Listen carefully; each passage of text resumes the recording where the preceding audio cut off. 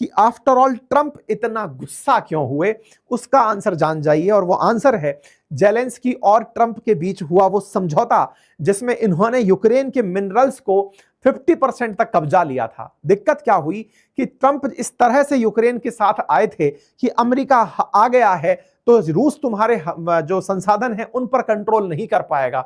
लेकिन खेला क्या हुआ कि पुतिन ने कल परसों ही एक इनका गांव कब्जा कर लिया, जो कि यहां के लिथियम का सबसे बड़ा भंडार कंसीडर किया जा रहा था। रशिया सीज की lithium field in challenge for US Ukraine. यह खबर जैसे ही बाहर निकलकर आती है, गांव का नाम पता चलता है शेवचेंको। यूक्रेन के अंदर वो जगह जो लिथियम के प्रचुर भंडार के रूप में काउंट होती है, अमेरिका के साथ जिसकी डील हो चुकी थी कि अमेरिका यहां से माल निकालेगा, पुतिन वहां पर बढ़ते हुए पहुंचते हैं अपनी सेना के साथ, उस जगह को भी कब्जा कर लेते हैं। जिस तरह से रूस के द्वारा यूक्रेन के क्षेत्रों को कब्जा किया जा रहा है, अमेरिका को डर है कि कहीं ऐसा ना हो कि जो डील हमने की है कि इनके साथ मिनरल्स हम निकालेंगे, पता चले पुतिन पूरे पूरे यूक्रेन के महत्वपूर्ण मिनरल्स पर कब्जा कर लिए और हम हाथ मलते रह गए। तो असल कारण तो युद्ध का यही है कि अमेरिका की नजर अपने मिनरल्स पर है और मिनरल्स पर रूस अपना कब्जा बढ़ाता जा रहा है। इसके चलते मास्को के ऊपर हमले की प्लानिंग की जा रही है। अपनी तरफ से रूट को यह कहा कि वो यूक्रेन को मिसाइल सप्लाई करेंगे और 50 दिन का अल्टीमेटम रशिया को देंगे। तो यूक्रेन को मिसाइल की सप्लाई की जो घोषणा है वो असल में रूट के सामने ट्रंप ने की है। अब बड़ा सवाल बनता है, रूट को क्यों बोला गया, रूट किस देश का क्या करेगा? देखिए, ये 32 देशों को अपने साथ लेकर चलने वाला व्यक्ति है।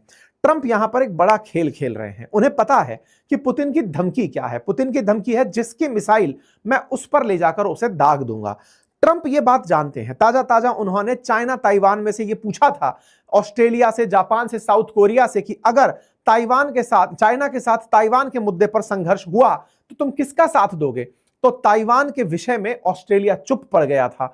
उससे ट्रंप को पता है कि अगर मैं सीधा उतरता हूं तो हो सकता है युद्ध अमेरिका वर्सेस रशिया हो जाए, इसका कोई फायदा नहीं निकलेगा।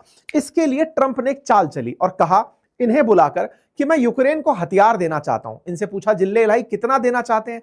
बोले मैं $10 बिलियन से ज्यादा के वेपन देना चाहता हूं। बोले बहुत बढ़िया। तो बोले तरीका क्या होगा? बोले तरीका यह होगा कि मैं नाटो के खाते में डाल दूंगा उन वेपन्स को। मतलब नाटो अपनी तरफ से यह समझे कि मेरे लिए ये वेपन्स हैं, अब नाटो उन वेपन्स को यूक्रेन को जाकर दे दे।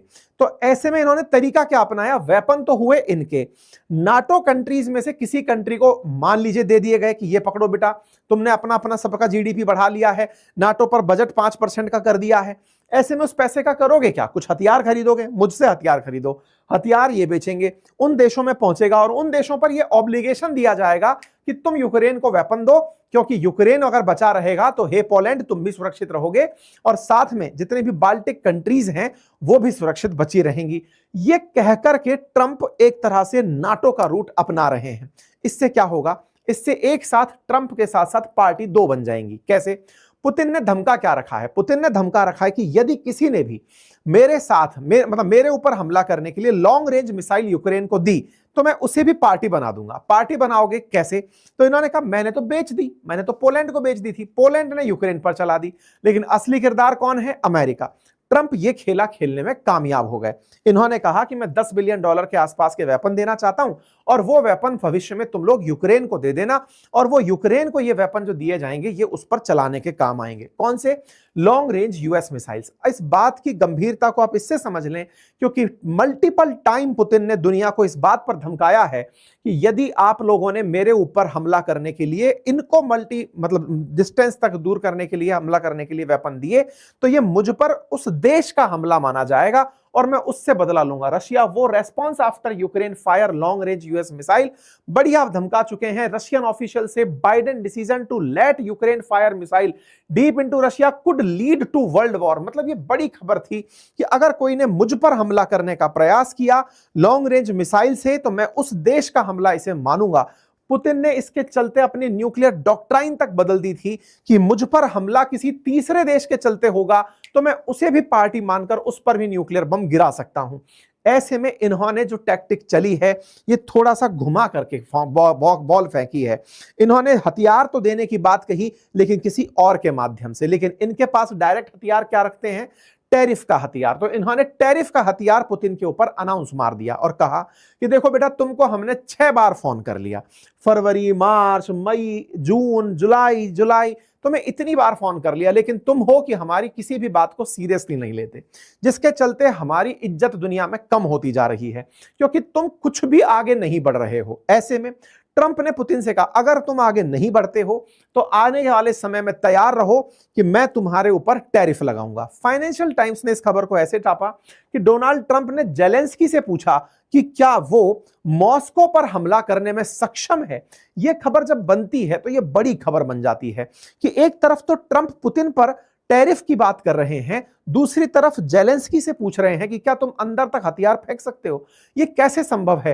रूट तो मंडे के दिन गए थे, मंडे के दिन उनसे कहा है कि हम यूक्रेन को हथियार देंगे, और यह बात कैसे अब निकल कर आ रही है जेलेंस्की से पूछने की कि क्या तुम अंदर तक फेंक सकते हो? पहले आप वेपन दे रहे हो, फिर पूछ रहे हो। चल क्या रहा है? नहीं, चल ये रहा है कि जो फाइनेंशियल टाइम्स ने खबर छापी है, ये छापी तो आज है, लेकिन ये खबर है असल में 4 तारीख की। 4 तारीख की कैसे, अब उसको पकड़ते हैं। देखो, असल में क्या था कि 4 तारीख को ट्रंप और पुतिन की बातचीत हुई थी।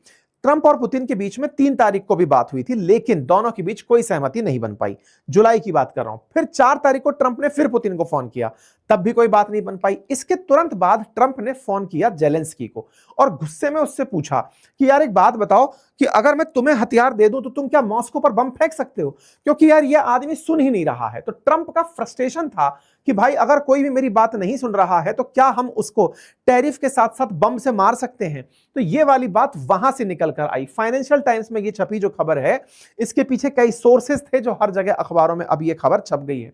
मतलब कुल मिलाकर ट्रंप का यह मानना है कि अगर रशिया मेरी नहीं सुनता है तो मैं उसे वेपन से भी मारूंगा और उसे टैरिफ से भी मारूंगा। इसीलिए वो बोल रहे हैं कि मैं बहुत ज्यादा डिसअपॉइंटेड हूं, मैं इस बात से बहुत निराश हूं कि पुतिन अपने अनुसार चल रहे हैं, मेरी कोई भी बात नहीं सुन रहे हैं।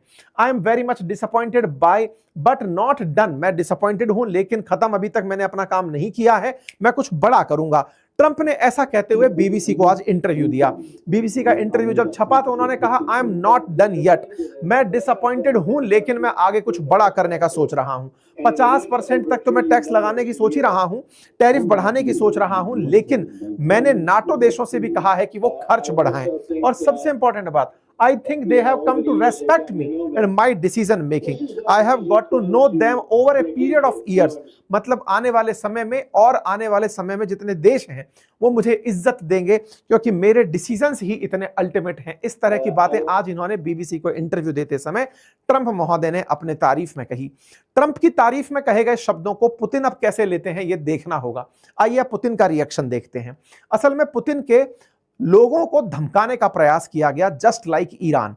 कहा गया कि देखो, अब कहने वाले कौन थे? असल में ट्रंप के पहले के समय पर एक विदेश मंत्री हुआ करते थे जिनका नाम माइक पोम्पियो था। माइक पोम्पियो निकल कर आते हैं और कहते हैं कि पुतिन देखो, पहले ट्रंप ने ईरान को भी धमकाया था कि देखो मान जाओ, मैं तुम्हारे ऊपर हमला नहीं करूंगा, लेकिन अगर तुम नहीं माने तो तुम पर हमला कर दूंगा। और ऐसा कहते हुए अमेरिका ईरान पर गोले गिराने पहुंच गया था। माइक पोम्पियो बाहर आते हैं जो ट्रंप के पुराने कार्यकाल के मंत्री हैं, और वो आकर के कहते हैं कि पुतिन देखो मान जाओ, ईरान पर भी ये बम गिरा करके उसे सीज फायर तक ले आए थे।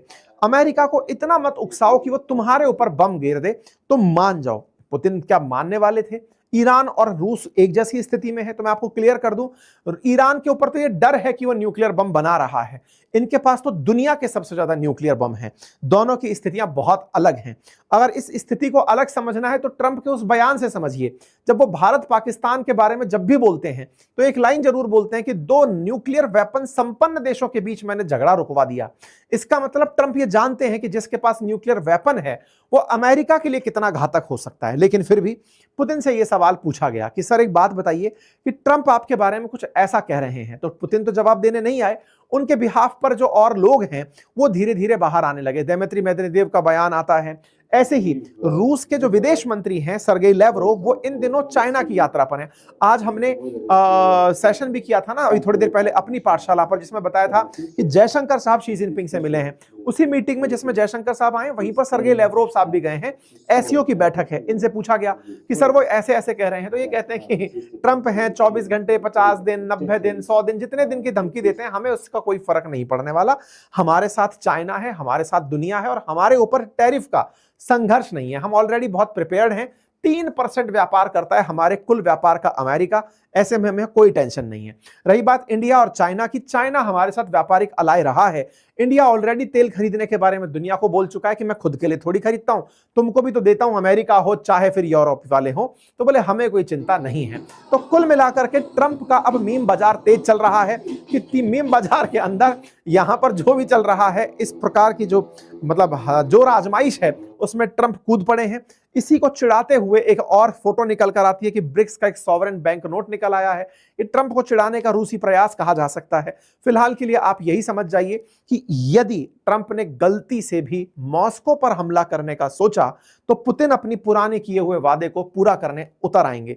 और ऐसे में अगर ये अपना वादा पूरा करने में उतर आए और पुतिन ने इस बार गोला यूक्रेन पर ना चलाकर उस देश पर चला दिया जिसने वेपन सप्लाई की हो लॉन्ग रेंज, तो ये दुनिया को एक अलग युद्ध के अंदर धकेलने वाला होगा।